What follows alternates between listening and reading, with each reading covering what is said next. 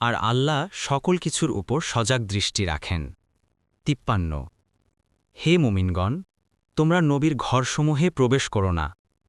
অবশ্য যদি তোমাদেরকে খাবারের অনুমতি দেয়া হয় তাহলে প্রবেশ করো, খাবারের প্রস্তুতির জন্য অপেক্ষা না করে।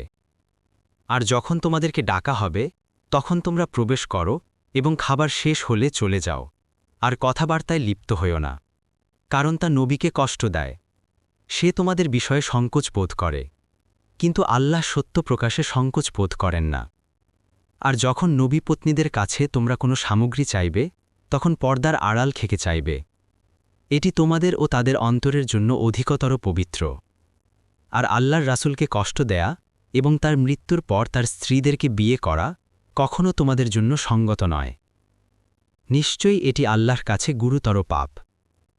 ৫৪ যদি তোমরা কোনো কিছু প্রকাশ করো কিংবা গোপন করো তবে নিশ্চয়ই আল্লাহ সর্ববিষয়ে সর্বজ্ঞ।